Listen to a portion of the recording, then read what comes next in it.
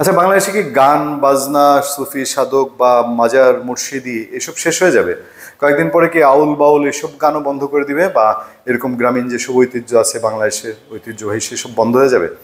কেন প্রশ্ন উঠবে না? এর আগে একদিন কন্টেন্টে বলেছি না, দেখেন লালন উৎসব বন্ধ, বসন্ত উৎসব বন্ধ, তারপর বিভিন্ন জায়গায় নানান রকম। এবং এখন ধর্মীয় ওয়াজ মাহফিল যেগুলো হয় সেগুলোতেও বিশেষ অংশের অনুমতি এবং কনসার্ন না নিয়ে করা কতটা কষ্টকর এটা আপনারা অনেকেই জানেন যারা এইসব আয়োজন করেন। তারপর হচ্ছে মেলা, মেলা টেলাও এখন বুঝে শুনে করতে হয়। এই সময় খবরটা সামনে এসছে, এই প্রজন্মের খুবই জনপ্রিয় ব্যান্ড দল, তরুণ তারুণ্যের এবং তাদের পজিটিভ অনেক অনেক কর্মকাণ্ড আছে। তারা তাদের একটা নতুন আবহ তৈরি করতে পেরেছেন এবং বাংলা গান নিয়েই তাদের কাজ। কৃষ্ণপক্ষ কৃষ্ণপক্ষ বরিশালে জঙ্গলে লুকিয়েছিল, স্টেট তো তাই, জঙ্গলে লুকিয়েছিল। দেখেন আমার মনে পড়ে যাচ্ছে, আমি একটা ফেসবুকে একটা কমেন্ট দেখেছি জানেন, বিএনপির লোকজন আওয়ামী লীগ সরকারের সময়ে আমি বলি জলে জলে জঙ্গলে, মানে পানির নিচে ডুব দিয়ে থাকতো, কচুরি পানার নিচে ডুব দিয়ে থাকতো, পাট খেতে গিয়ে লুকিয়ে থাকতো, ধান খেতে লুকিয়ে থাকতো, শীতের রাতে কনকনে শীতে বিশাল মাঠের মধ্যে বন্ধের মধ্যে গিয়ে লুকিয়ে থাকতো। এরকম দিন কাল কেটেছে, কারণ বিএনপি পলিটিক্স করতো, তাদের পলিটিক্যাল প্রতিপক্ষ তাদেরকে দমন করেছে। এখন বাংলাদেশে রেয়ার, আমি অতীতে শুনি নেই, জানি না এর আগে মোগল আমল টামলে এরকম হয়েছে কিনা, যে কোনো সঙ্গীত শিল্পী ব্যান্ড দল গিয়ে জঙ্গলে লুকিয়ে থাকতে বাধ্য হয়েছে। কি জামানা পড়লো এটা ধরেন। এই যে তৌহিদি জনতা নামে এক দল বের হয়েছে, সরকারও এই জায়গায় নাজেহাল। আমরা খবরটা একটু নজর দিই, আপনারাও আটকে উঠবেন নিশ্চয়ই যে এটা কি বাংলাদেশে হচ্ছেটা কি।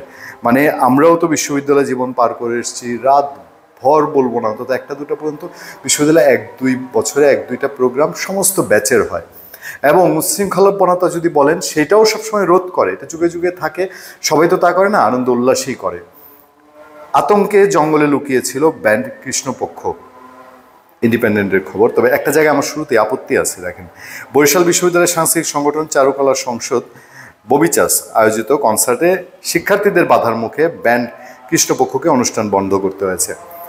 শিক্ষার্থীদের বাধার মুখে। বাংলাদেশের সবচেয়ে জুৎসই চৌকুশ কৌশল হলো যে কোনো একটা কিছু যদি আদায় করতে চান বা আপনার ইচ্ছামাফিক কিছু একটা চাপায় দিতে চান কারোর উপরে, তাহলে শিক্ষার্থী ছাত্র জনতা এই সাইনবোর্ডটা ব্যবহার করবেন, 7 খুন মাপ।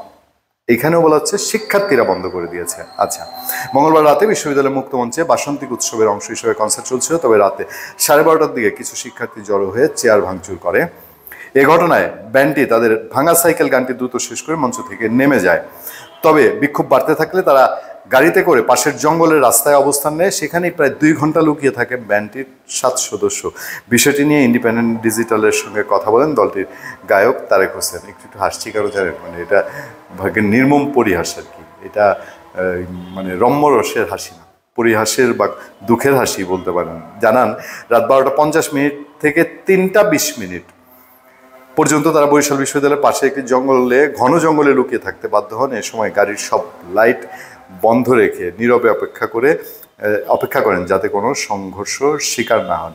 আমরা কখনো কখনো আওয়ামী লীগ সময়ে দেখেছি যে আমরা কোথাও একটা সংঘর্ষ চলছে, সেই সময় আমরা যখন কাভার করতে গেছি, এখন আওয়ামী লীগের এটা মন মতো হবে না, কারণ আমরা সাংবাদিকতার কাজ করতে গেছি ছাত্রলীগের ভয়ে, অথবা তাদের যুবলীগের ভয়ে, অথবা আওয়ামী লীগের ভয়ে, অথবা তাদের সাইনবোর্ড নাই কিন্তু কিছু লোক তাদের পাঠিয়ে দেয়, এদের ভয়ে আমাদেরকে এরকম হেডলাইট নিভায় দিয়ে কোনো একটা গ্রামের ভেতরে খুবচি জায়গায় আমাদের লুকিয়ে থাকতে হয়েছে। অনেক পলিটিক্যাল সমস্যা বললাম, আচ্ছা ঠিক আছে, সেইগুলো না হয় মেনেই নিতাম, আওয়ামী লীগ তো এরকমই, আওয়ামী লীগের কাজে এরকম।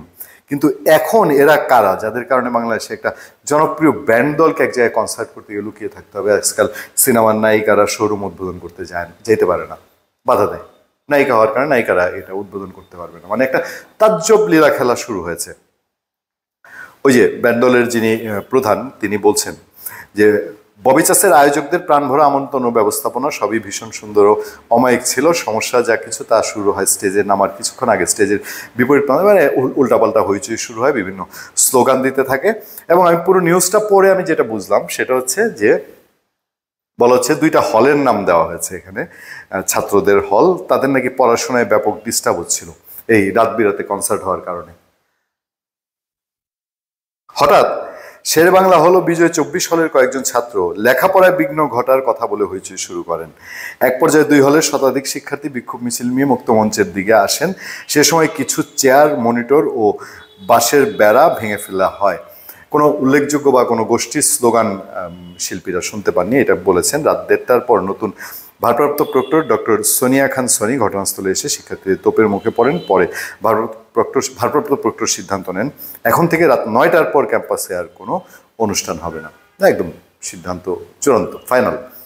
আচ্ছা, আমি যদি প্রশ্ন তুলি, এই সিদ্ধান্তটা হওয়ার জন্য যে রাত 9টার পরে আর গান বাজনা হবে না, রাত 9টার পরে আপনারা ঘুমাবেন, আপনারা এই ছাত্ররা খালি পড়াশোনাই করবে। জানতো এই যে 2টা হলের নাম এখানে দিল, এই 2 হলে আজ থেকে রাত 9টার পরে গিয়ে দেখবেন তো এরা শুধু পড়াশোনায় ব্যস্ত থাকে। কিন্তু এই শেরে বাংলা হল ও বিজয় 24 হল পড়াশোনায় ব্যস্ত থাকবে কনফার্ম। বাপ মাকে নিশ্চয়তা দিতে পারেন, নাকি গিয়ে অন্য কিছু দেখবেন। মানে এগুলা উসিলা একটা ব্যান্ড দলকে জঙ্গলে পাঠানোর উসিলা, আর কিছু না। ধন্যবাদ সবাইকে, ভালো থাকবেন, সুস্থ থাকবেন। আপনাদের সাথে আমি আতিক রহমান, পূর্ণিয়া। আবার দেখা হবে, আবার কথা হবে।